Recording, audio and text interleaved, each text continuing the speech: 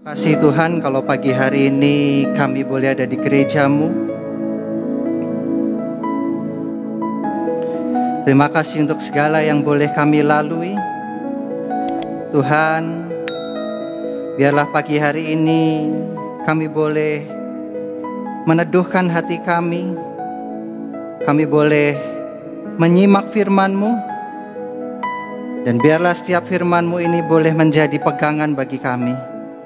Berkati kami dalam kelemahan keterbatasan kami, sehingga apa yang kami dengar pada pagi hari ini boleh menguatkan,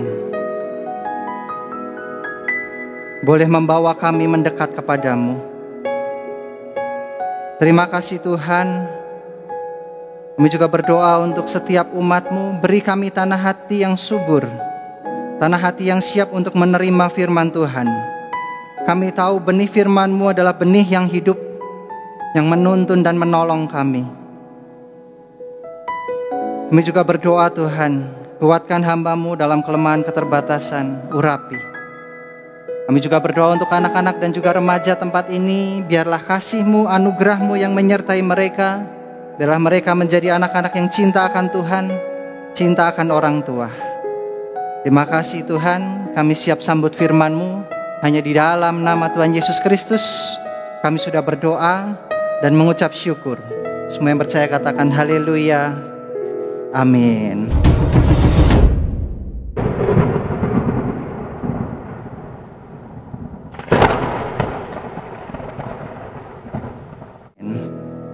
Shalom Bapak Ibu Saudara sekalian, selamat pagi. Puji Tuhan bertemu kembali.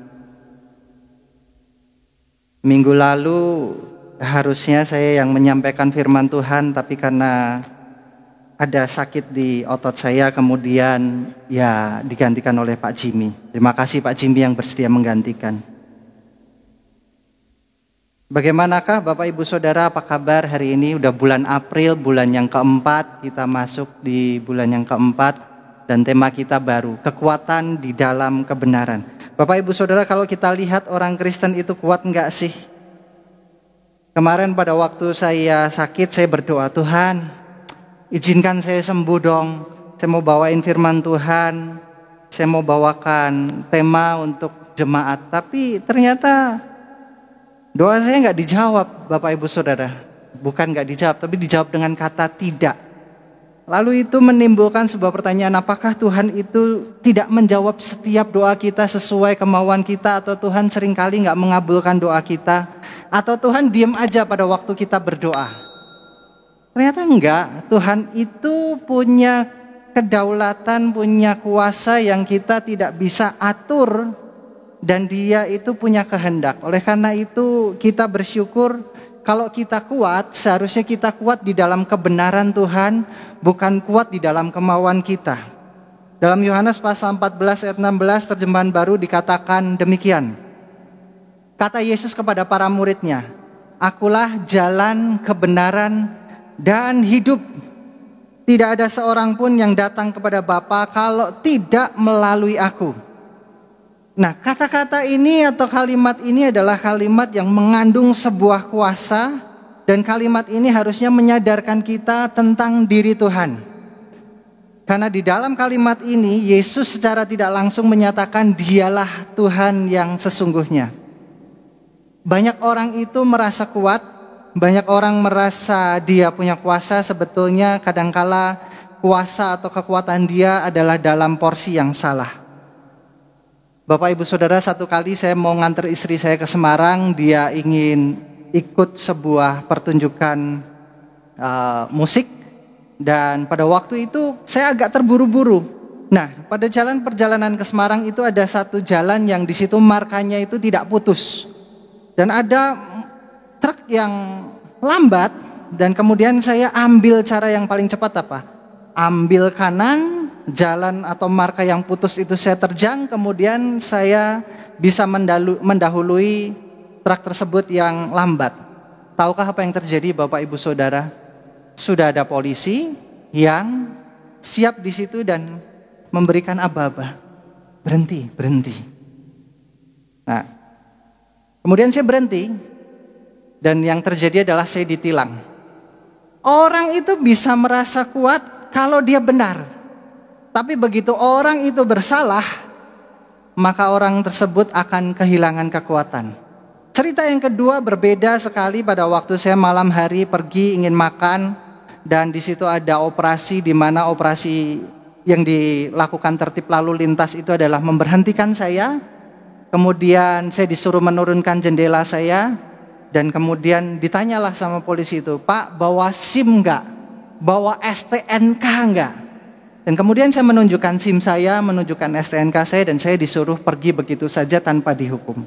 Ada dua kejadian yang sama dihentikan oleh seorang aparat dari negara, tapi bedanya yang satu saya mendapatkan hukuman, yang kedua adalah saya bebas pergi begitu saja. Nah, ini juga seringkali terjadi sama kita, Bapak Ibu Saudara. Ternyata kalau kita itu benar, maka kita kuat. Kalau kita salah, maka kita itu lemah.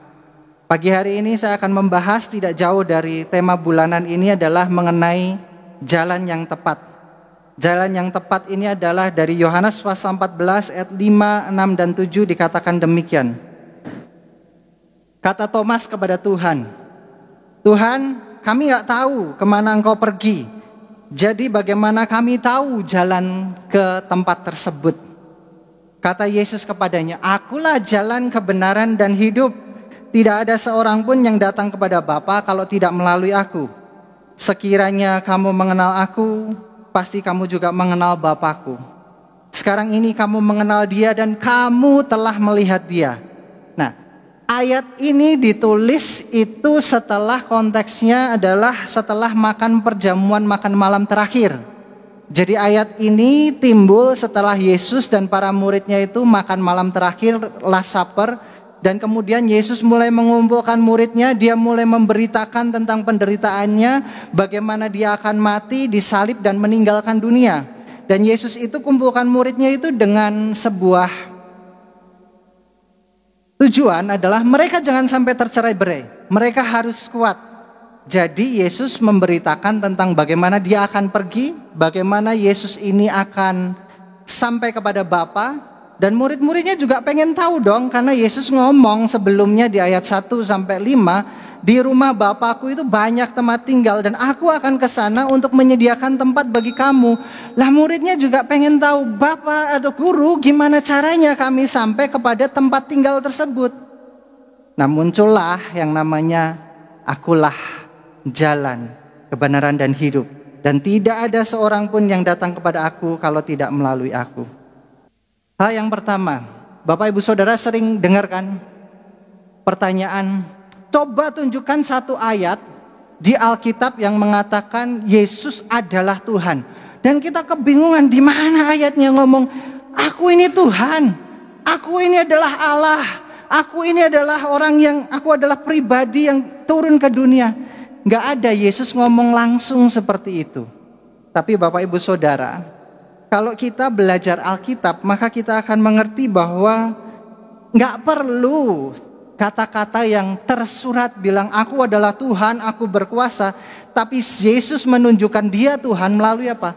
Melalui perkataan yang tidak pernah diingkari. Yesus tidak pernah berbohong, Yesus tidak pernah berdosa. Yang pertama.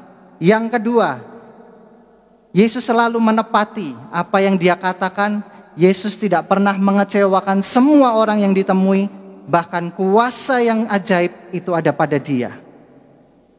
Dan kalau kita belajar dari segi sejarah atau teologis, maka akulah jalan, kebenaran, dan hidup ini punya satu kata yang sangat kuat.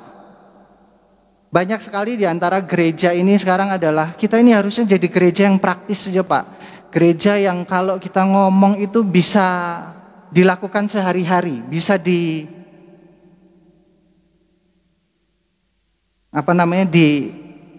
didaratkan kepada orang-orang. Tapi gereja yang tanpa teologi yang benar seringkali adalah gereja yang sesat. Banyak sekali gereja sekarang malas membahas Yesus, malas membahas siapa dia, dan malas sekali membahas tentang ketuhanannya. Sehingga kita belajarnya apa? Ikut Yesus nanti akan diberkati. Ikut Yesus akan terima mujizat. Padahal Yesus ngomong apa? Barang siapa ingin mengikut aku, dia harus sangkal diri dan pikul salib. Bapak Ibu Saudara, inilah yang terjadi pada masa sekarang. Ikut Yesus itu kayaknya nampaknya akan mendapatkan mujizat, akan mendapatkan apa yang kita inginkan, tapi kita nggak pernah belajar. Yesus di dalam dunia ini bahkan dia mengalami siksaan. Bapak Ibu Saudara, izinkan saya meregangkan otot saya karena saya belum pulih sepenuhnya. Ini gara-garanya adalah pada waktu saya olahraga, saya memaksakan diri saya untuk olahraga. Dan tahukah apa yang terjadi kalau orang memaksakan kehendaknya? Cedera. Sama seperti kalau kita merasa iman kita kuat, kita berdoa sepenuh hati, dan kemudian saat kita berdoa itu yakin, pokoknya Tuhan pasti penuhi, karena saya punya iman yang kuat. Tahukah apa yang terjadi pada orang-orang seperti itu? Seringkali orang seperti itu akan kecewa, akan mengalami jauh dari Tuhan, karena apa yang diminta tidak pernah terjadi.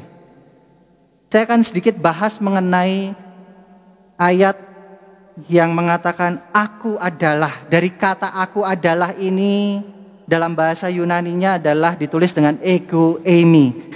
Dan Alkitab kita itu ditulis dalam dua bahasa. Yang pertama, bahasa di dalam Perjanjian Lama itu ditulis dalam bahasa Ibrani. Dan sedikit di antara bahasa Ibrani itu ada dialek Aramaik. Dialek Aramaik ini adalah dialek yang dimana Yesus pada masa dia di bumi itu menggunakan dialek Aramaik tersebut. Karena Yesus itu lahirnya di Yahudi, di sekitaran Yehuda. Dia beroperasinya di sekitaran Yehuda dan sekitarnya itu. Nah, karena Yesus lahir di situ, maka yang terjadi adalah bahasa yang digunakan adalah bahasa Ibrani dan dialek Aramaik. Sama seperti kita kalau kita ada di Indonesia, maka kita berbahasa nasionalnya Indonesia. Tapi dalam percakapan sehari-hari karena kita ada di Jawa Tengah, maka ada bahasa Jawa. Nah, sama seperti itu. Tapi perjanjian baru itu ditulis dengan bahasa Yunani. Ada perbedaan antara bahasa dalam perjanjian lama dan perjanjian baru. Kenapa bisa begitu? Karena perjanjian lama itu ditujukan khusus kepada orang Yahudi. Keselamatan hanya pada orang Yahudi. Tapi melalui perjanjian baru, orang yang menolak Yesus, yang kemudian mempercayai dia, itulah yang mendapatkan keselamatan. Kata ego eimi ini kalau kita transliterasikan atau kita terjemahkan ke bahasa Ibrani, itu berarti aku adalah. Aku adalah ini munculnya itu pada waktu Musa bertemu dengan Tuhan dan kata Musa, siapakah engkau? Aku adalah aku. Nah, kalau Bapak Ibu Saudara sekarang ditanyain bagaimana, apakah Yesus pernah mengatakan bahwa dia adalah Tuhan? Secara tersurat atau harafiah tidak pernah. Tetapi secara makna teologis, iya. Karena tidak mungkin Yesus mengatakan aku adalah jalan kebenaran dan hidup, dan barang siapa tidak melalui aku tidak akan sampai kepada Bapa.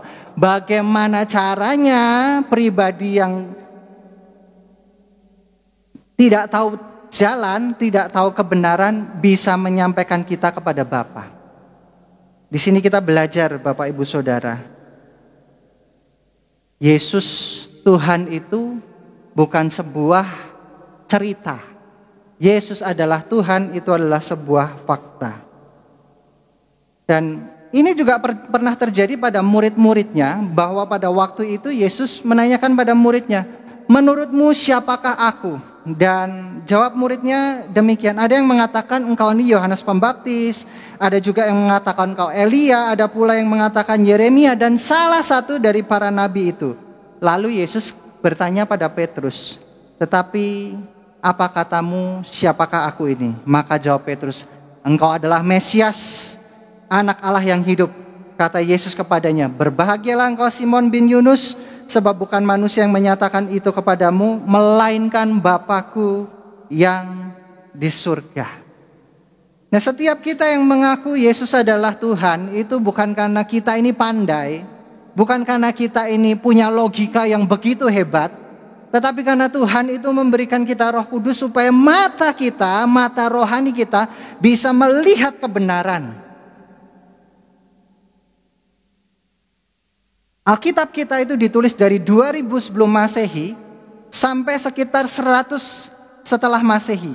Dan ditulis oleh banyak sekali penulis Alkitab. Dan tidak ada satupun kontradiktif di dalam Alkitab, baik itu maknanya dan fakta sejarah. Kalau ada kata menanyakan siapa sih bidan yang melahirkan Yesus, ternyata di catatan agama Katolik ada nama bidannya. Cuma itu kan tidak membawa kepada kita mempelajari siapakah bidan itu dan apakah bidan itu membawa keselamatan. Bidan itu kan hanya digunakan oleh Tuhan untuk membantu kelahiran Yesus. Makanya kalau semua mau ditulis, Alkitab juga sudah menyatakan, kalau semua ditulis dengan detail, tidak ada satu kitab pun yang bisa menampung cerita mengenai Yesus. Nah, oleh karena itu Bapak Ibu Saudara, kuatlah di dalam iman kita, belajarlah mengenai kebenaran firman Tuhan. Kalau ada gereja yang praktikal sekali gak pernah bahas mengenai ini, saya mendengarkan satu hamba Tuhan yang cukup kuat di dalam pengajaran, namanya Bapak Yakub Trihandoko. Dia ngomong gini, kalau sebuah gereja tidak pernah membahas mengenai sesuatu yang teologis yang dalam, maka sudah dipastikan 90% gereja tersebut punya teologia yang sama sekali tidak berdasarkan dengan Alkitab. Karena kita ke gereja ini cari apa? Cari Tuhan, cari kebenarannya. Kalau tidak pernah dibahas mengenai hal yang mendasar, mengenai doktrin, mengenai kebenaran yang benar-benar kita butuhkan, maka lalu apa yang dibahas di gereja itu? Kesaksian, Pak, dikuatkan, Pak. Orang datang ke motivator, orang datang ke seminar-seminar juga akan dikuatkan, akan mendapatkan penghiburan. Tapi saat kita datang kepada Yesus, itu beda. Kita datang kepada pribadi yang lepas dari kemanusiaan. Kita datang kepada pribadi yaitu Tuhan. Lalu apa dampaknya, Pak, kalau kita sudah tahu bahwa Yesus adalah Tuhan? Dampak yang pertama, kalau Yesus mengatakan, akulah jalan hidup dan kebenaran, maka hidup kita harus ada di dalam kebenaran. Itu dampak yang pertama. Waktu di dunia ini gunakanlah untuk hidup kita di dalam kebenaran. Karena Yohanes pasal 14 katakan, kata Yesus kepada muridnya, akulah jalan dan kebenaran. Kalau orang percaya sama Tuhan dan kita mengikuti jalannya Yesus, masa kita sebagai anak-anak Tuhan tidak mau hidup di dalam kebenaran? Bahkan banyak sekali orang-orang yang melayani Tuhan, yang hidup di dalam dan mengenal Tuhan, hidupnya tidak di dalam kebenaran. Kok bisa? Apakah secara otomatis begitu kita percaya Yesus adalah Tuhan, hidup kita pasti dalam kebenaran? Belum tentu. Kenapa? Karena kita gak pernah lihat terang yang sesungguhnya. Seringkali kita ini sebagai orang Kristen itu hidupnya dalam goa. Kenapa dalam goa? Ada seorang filsafat bernama Plato. Plato ini pernah menggambarkan tentang orang yang hidupnya dalam goa. Minta waktu lagi Bapak Ibu Saudara, biasa, umat. Kalau Anda ingin menertawakan tidak apa-apa, karena hal ini cukup lucu.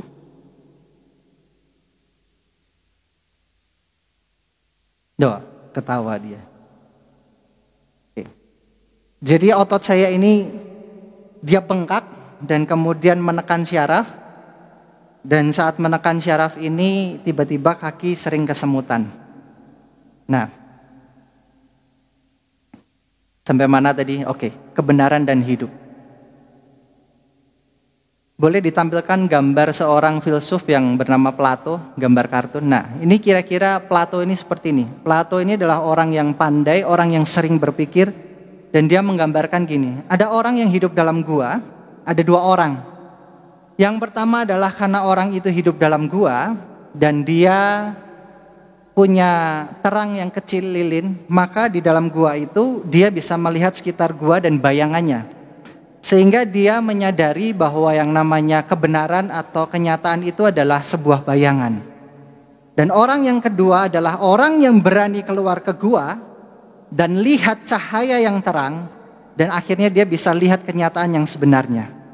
Nah, banyak orang Kristen ini hidupnya dalam gua, dia hanya melihat kebenaran itu sedikit tanpa dia mau mengenal Tuhan dengan benar. Dia hanya kenal Tuhan dari cerita-cerita yang menyenangkan hati dia, dan lilin kecil mengenai cerita yang menyenangkan dia, yang dia mau dengar, itu dianggap sebagai kenyataan. Dan kemudian dia bilang gini, oh jadi orang Kristen itu pasti diberkati. Oh jadi orang Kristen itu pasti menerima mujizat. Oh jadi orang Kristen itu hidupnya pasti akan enak. Sedangkan yang satu lagi, ada orang Kristen yang benar-benar mau melihat secara penuh bagaimana hidup dalam Tuhan. Orang Kristen itu ternyata harus berjuang. Orang Kristen itu ternyata dia mengalami penindasan. Orang Kristen itu mengalami kekecewaan.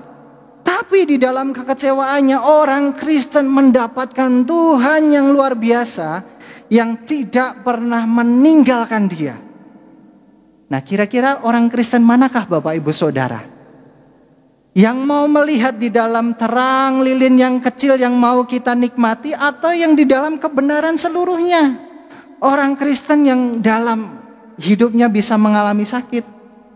Saya sakit, saya nggak kecewa sama Tuhan, beneran. Karena dalam sakit ini saya pun mendapatkan sesuatu yang berbeda dari hari-hari biasanya. Saya mendapatkan istirahat, saya mendapatkan istri saya merawat saya mendapatkan banyak hal yang tidak saya lihat sebelumnya. Dan itu Tuhan tunjukkan melalui sakit. Ini belum seberapa dengan apa yang dialami oleh Paulus. Paulus jauh lebih lagi, dia ngomong gini, aku sudah berdoa tapi Tuhan gak kabulkan, Tuhan cabut duri dalam daging. Kalau ini gak duri dalam daging Bapak Ibu Saudara, ini baru sedikit luka, gak mengganggu sampai segitunya. Dan kita seringkali protes sama Tuhan. Tuhan, saya ini udah berdoa, saya ini udah melakukan segalanya, kenapa Tuhan? Nah, melalui ini kita belajar hidup dalam kebenaran itu jangan ambil sepotong-sepotong.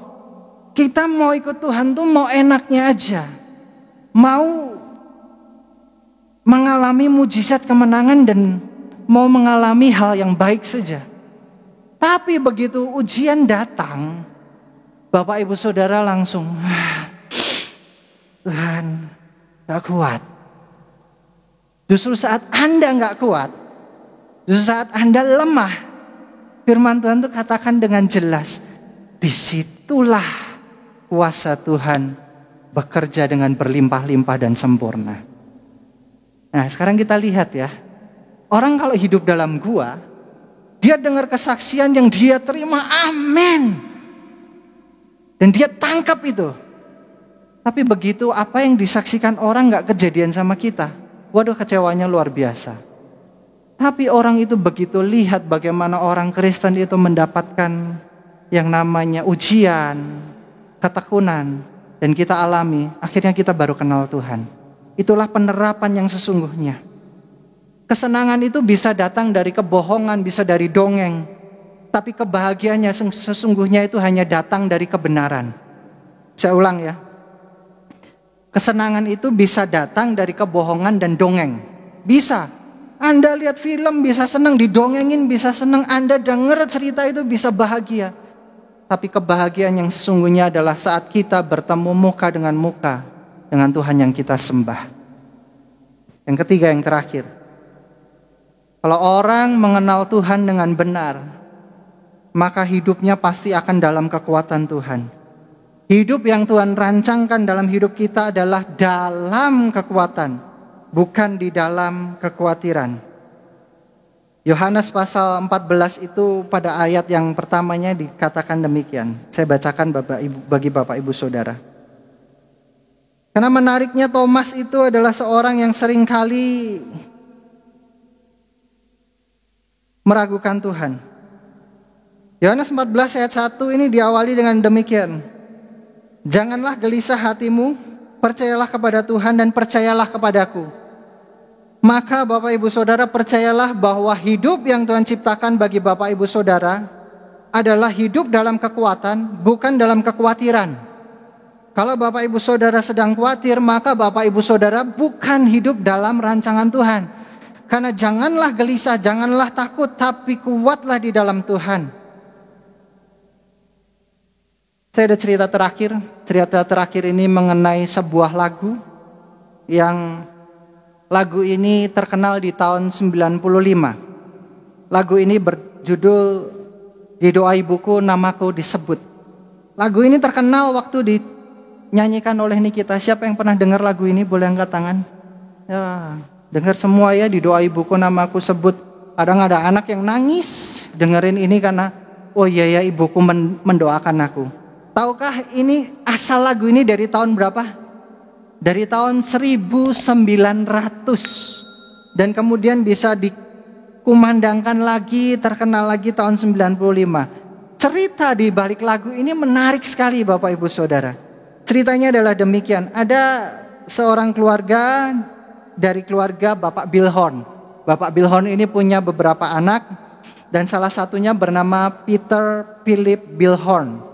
Nah, Peter Philip Bill Horn ini adalah seorang anak yang pada waktu dia umur 3 tahun, ayahnya sudah meninggal. Ayahnya ini ikut berperang dan kemudian ayahnya ini gugur dalam medan perang. Ibu beserta Peter dan adiknya ini tinggal di dalam rumah sederhana. Umur 8 tahun, Peter Bill Horn harus bekerja membantu ibunya untuk mencukupi kebutuhan keluarganya. Pada waktu umur 15, Peter bersama ibunya dan adiknya harus pindah ke Chicago. Mereka pindah ke Chicago bukan karena usahanya itu makin luas, bukan. Karena mereka mengalami kesusahan ekonomi dan mereka pindah ke Chicago.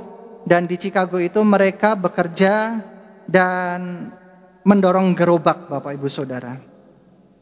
Peter yang umur 15 ini ya tetap sebagai seorang remaja yang dia punya sifat nakal, sifat yang mungkin kekanak-kanakan, seringkali dia juga bikin masalah. Nah, satu kali Peter ini lihat ibunya.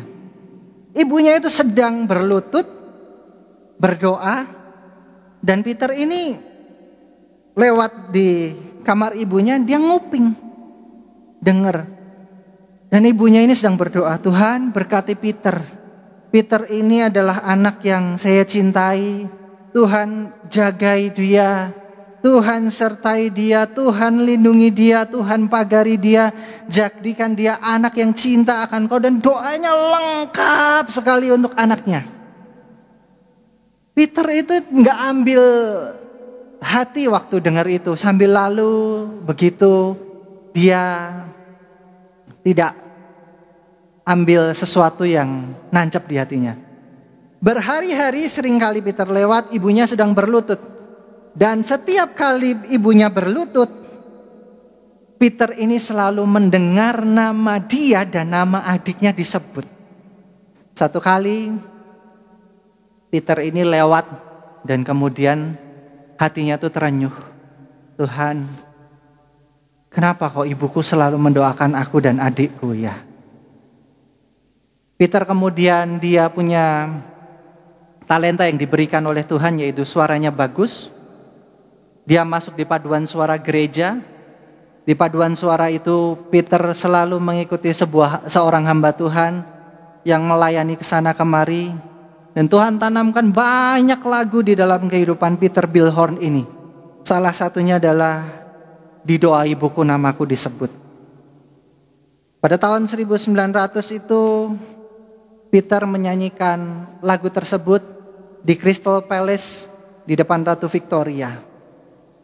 Bapak Ibu Saudara, doa yang sederhana yang dinaikkan pada Tuhan tidak akan pernah sia-sia. Karena Tuhan kita adalah Tuhan yang berdaulat, Tuhan yang tahu bagaimana menjawab kebutuhan kita, Tuhan yang tahu apa yang Bapak Ibu Saudara dan saya alami. Dia nggak perlu bilang, aku adalah Tuhan. Tapi dia tidak pernah berdosa, dia tidak pernah mengingkari, dia selalu setia. Dan dia selalu membuat yang terbaik bagi Bapak Ibu Saudara.